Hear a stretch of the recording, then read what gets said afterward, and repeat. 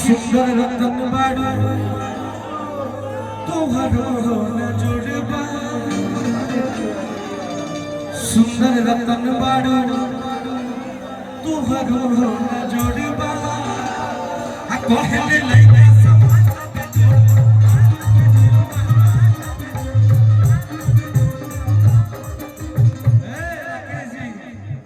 सुंदर रतन बाड़ू तोहरो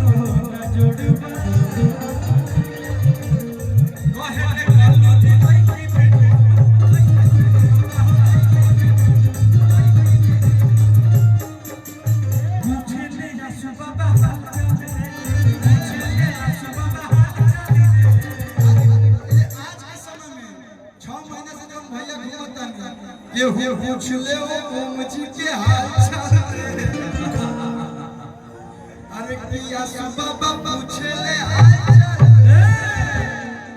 रोड पे चले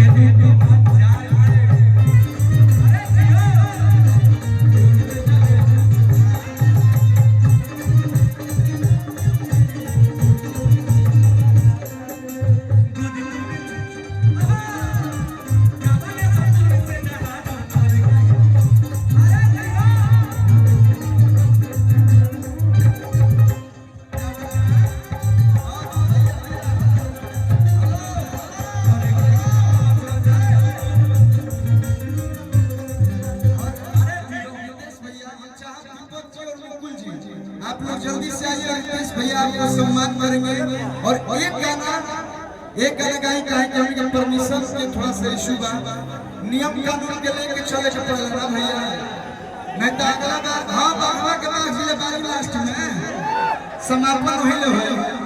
दीपक जी और मुकुल सिंह जी आज के समय में एक ऐसे सितारे हैं जो हर घर में छाए हुए हैं और रितेश भैया पारिवारिक गाना गा के सबके दिल पे राज करते हैं।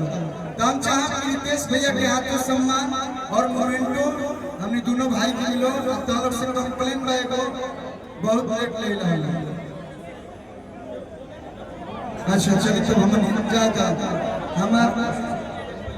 हम चाहते जल्दी से जल्दी आंसू बाबा पीयूष मिश्रा भाई आए हैं, उनका बहुत बहुत स्वागत। जल्दी से सम्मान करवाइए रितेश भैया से और मंच को थोड़ा सा खाली कर दीजिए। अब बोलत मुंह दुखा गया जीती भैया आंसू बाबा।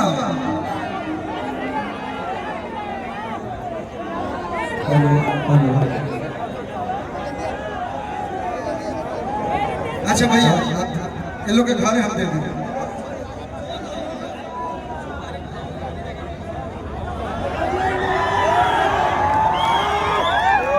एक बार हम चाह रितेश पांडे भैया खाली जोरदार ताली बजाई लो।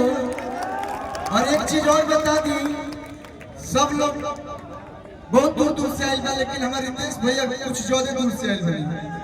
आज के दिन में मुंबई रही है और ये कार्यक्रम खातिर स्पेशली एजा आई बनी। एक बार जोरदार ताली तो रितेश भैया के लिए बना।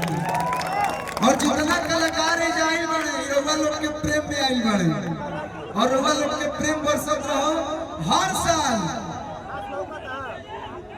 खत्म हो गए लोग का घर भी हो। चलिए हम चाह दीपक जी और मुकुल जी बोलू ऐसा कर ऐसा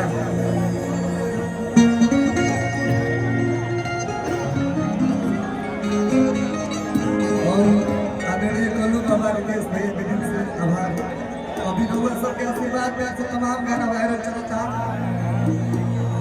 कि जेका राजा रंगबा ओकर रानी राज करबे न करे ओकरा पहले वो गाना गानी जे हमने के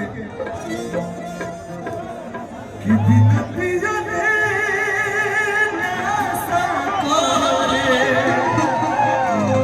अरे कि ऐसन दारू हिया